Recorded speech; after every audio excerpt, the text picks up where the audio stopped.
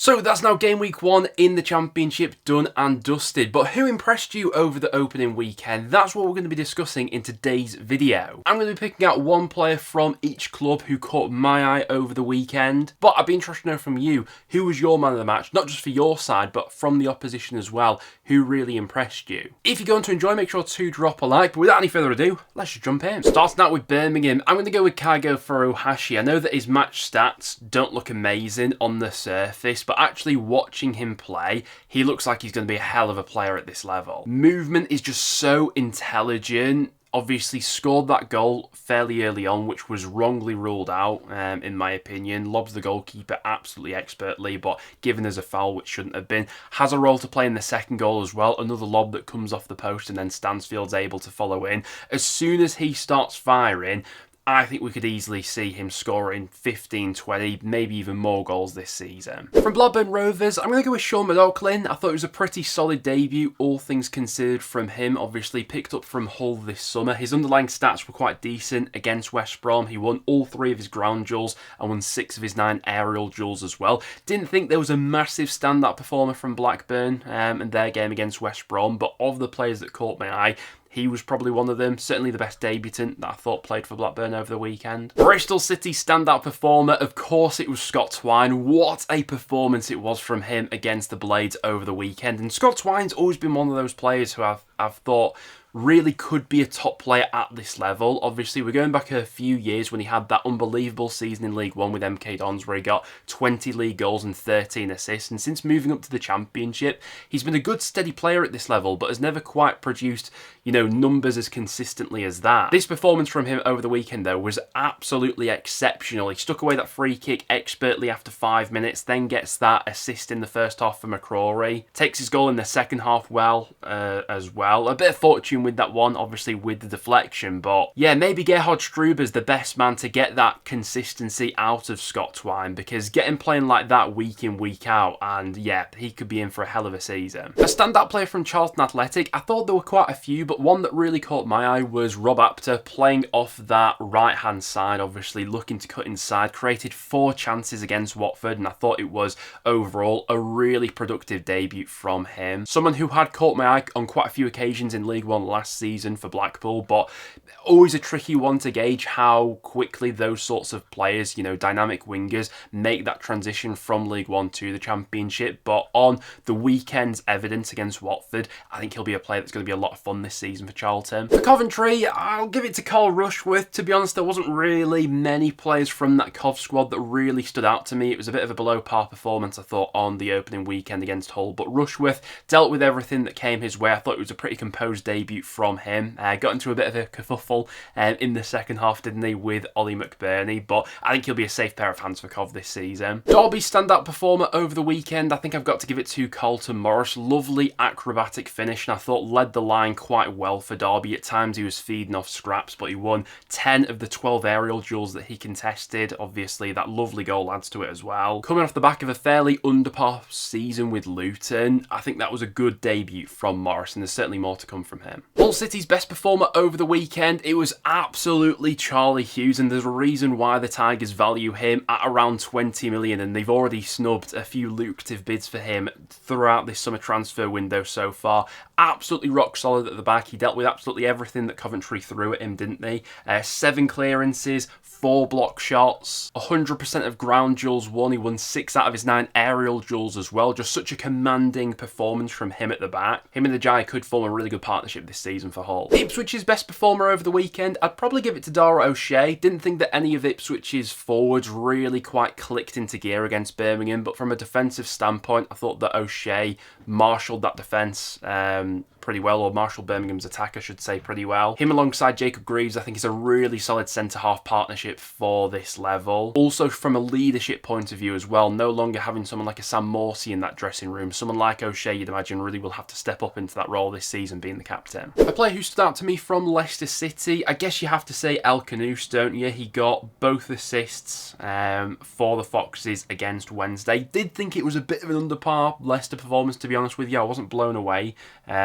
from them, but playing in that number 10 role, he looks like someone who could be really productive this season if Leicester managed to keep hold of him. He created 4 chances, 3 big chances created. I think that was more than any other player managed in the Championship this weekend. There is a lot of creativity in that Leicester squad, you know. Mavadidi, Fatawu, if those two aren't up for it or having a bit of an off game, El Khanous can get you. So yeah, he was definitely the standout for me. A standout performer from Borough over the weekend got to be Dale Fry. Obviously there was no Van den Berg in that back line for Borough over the weekend, but Fry was absolutely excellent. Scores the winning goal. Defensively was absolutely rock solid. To be honest, Swansea didn't throw a hell of a lot at Middlesbrough, so didn't have a whole lot to do in that aspect, but he's someone who I could see being quite a useful asset under a manager like Rob Edwards in that 3 at the back system as that central centre-half. A player from Millwall who really caught my eye over the weekend was Camille Negley. I really think he's someone who might have gone under the radar a little bit because Millwall signed him back in January for a fee reported to be in the region of 3 million, and then he didn't really feature that prominently for Millwall in the second half of last season.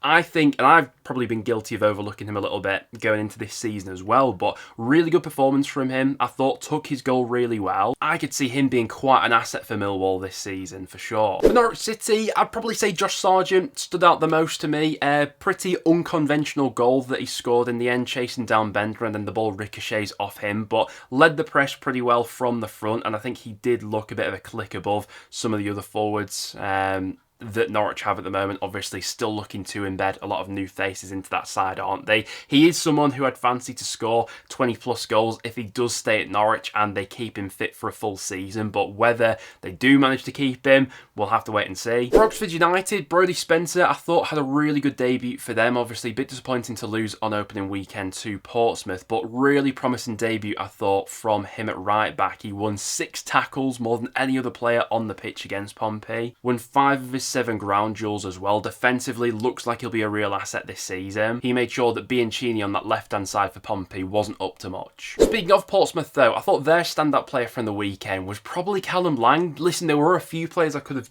picked for this one. Obviously Segacic took his goal really well. Schmid in net played very well as well. That whole back line did a good job against Oxford, but Lang especially is just such an integral player to how Pompey set up under John Mousinho. There were a few rumblings a few weeks ago that my side North End were interested in him, but you can see why Portsmouth rate him so highly and why they'd set his price tag so highly as well, out of reach for most Championship clubs. He gives you so much energy. Versatile as well, can play anywhere across that forward line. 2 successful dribbles, 3 chances created. Just a very lively performance from him against Oxford, I thought. QPR's standout performer for me, I'm going to go Karamoko Dembele. Obviously, there's been a lot of hype around the signing of Kwame Poku, but Dembele on the opposite flank, I thought caused us a few more problems. Obviously, had a role in the goal that QPR scored at the end of the first half as well. Absolutely skins Jordan Story alive and goes past Thierry Small, pulls it back into the box and it ricochets off Ben Whiteman for an own goal. Had a few chances to score himself. I think last season for Dembele at QPR was a little bit stop-start, wasn't it? A little bit inconsistent here and there, but I still think there's a real top player in there, and get him fully fit, make him a consistent starter, and there's a top Championship player there in my opinion. Speaking of Preston though, our stand-up performer over the weekend, I'm going to go Daniel Everson. I think it makes such a difference to have such a good and competent shot stopper between the sticks, who can also be quite quick with the distribution as well. From a goalkeeping perspective, I thought Everson was really good. Not much you could have done about the Whiteman own goal, and made a few good saves when QPR came at us, but his standout moment had to be the assist for Milutin Osmaic. Being quick with his distribution made that goal. You know, last season, Freddie Woodman just doesn't play that ball. He holds on for it for too long. Iverson picks out Osmaic and it was a lovely finish, wasn't it? But yeah, so happy to have Everson back. Sheffield United, well, it was a less than ideal start to the season for them, but one player who did stand out to me, I'm going to say, was Louis Barry. I think there's more to come from him in a Blade shirt, particularly in that first half where I thought he did cause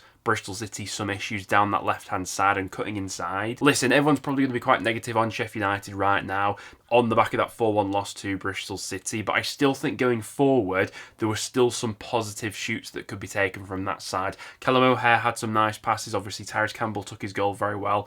Gus Harmer in midfield obviously tidy on the ball, but Louis Barry especially, I think he could have quite a big season for the Blades this year. For Sheffield Wednesday, I've got to say Pierce Charles really impressed me against Leicester City. 11 11 saves that he made, and I mean, you can see why there is Premier League interest in him. West Ham have been one of the clubs sniffing around the Sheffield Wednesday youngster. There's been a bit of interest from clubs in Scotland as well, hasn't there? If Wednesday do manage to keep him, he's going to be an absolutely massive player for them this season, because the amount of shots that they're likely to face all season, he's going to be one of the busiest goalkeepers in the Championship. There's no getting around that. For such a young goalkeeper, this season will be a big learning experience for him. Obviously, we saw him come into that Wednesday starting 11 towards the back end of last season, and he did really well. And I think this was a really good performance from him up against the Leicester side that were bombarding him with shots. Southampton's standout performer over the weekend, it's got to be Ryan Manning. What a super sub performance it was from the fullback. Absolutely sublime free kick that he scores,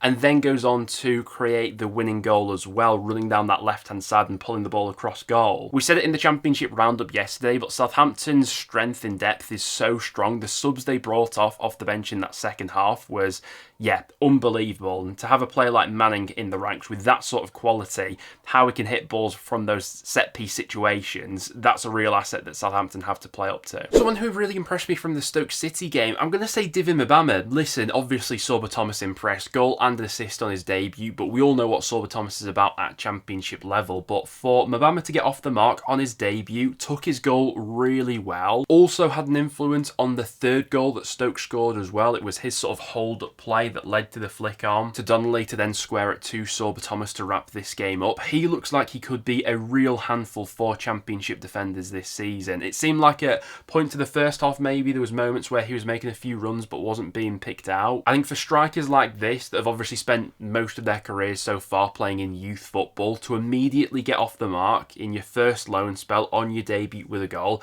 I think that's a massive confidence booster going forward. So yeah, very much looking forward to seeing more of him in a Stoke shirt. For Swansea, it wasn't the best start for them, losing 1-0 against Borough. One player who stood out for me, I'm going to say Zidane Anusa, only played 28 minutes, but during that time attempted 5 dribbles. Looked a bit more lively than what Swansea had before he was introduced onto the pitch, and I think he's someone who, as he grows and acclimatises to Championship football, could be a real asset for Swansea, albeit it was only a brief cameo. Who stood out to me at Watford? I feel like Luka Kermagard showed some signs of promise on his debut. I don't think that physicality was ever going to be an issue for him in the Championship. He's a really tall and bulky forward, isn't he? Despite the service to him against Charlton being pretty non-existent, I still thought he showed some signs of promise. His link-up play was fairly decent. Aerially, he put himself about as well, won 9 of the 12 aerial duels he contested. Only managed to get 1 shot away, and that was blocked, but even for that, I thought showed some good movement. If you get the chances to him, I think he could be an effective player maybe. Obviously Selvig Inlet looked good for Watford as well, but Kermagard was the one that I wanted to point out for today's video. Who stood out at West Brom? I think Nat Phillips had a really good debut for the Baggies. Dealt with absolutely everything that was thrown his way. Won 6 of the 10 aerial duels he contested. Completed 7 successful accurate long balls as well. We all know what Nat Phillips is about in the Championship. Just a very good solid defender for this level. Listen, he will come up against tougher tests this season than Blackburn threw at him in game week 1, but as far as debuts go, I think there was definitely signs of encouragement there. And finally, who stood out to me at Wrexham on game week 1? I'm going to say Josh Windass. He obviously converted the penalty really well, but overall his game from open play, I thought caused Southampton quite a few problems, to be honest with you. Nearly scored an absolute worldie when he had that chance from outside the box, which came off the crossbar. I think a player like Windass will be so useful for Wrexham in the Championship this season, because Wrexham aren't going to be one of those sides who are going to be bossing possession or anything like that. I think in this game against Southampton, they only had about 25% of the ball, but using him as an outlet on counter-attacks, especially playing off a big physical presence like Kiefer Moore, I could see him scoring quite a few goals this season like that. Off the mark on his debut, he's already very promising, but yeah, I think there's more to come from Windass in a Wrexham shirt for sure. But guys, there we have it. That will now wrap it up for today's video. Thank you very much for tuning in. If you did go on to enjoy, make sure to drop a like and let me know in the comments down below who stood out to you over the opening weekend. I'd be interested to know. Apart from that though guys, thank you very much for tuning in, and I'll see you all in the next one.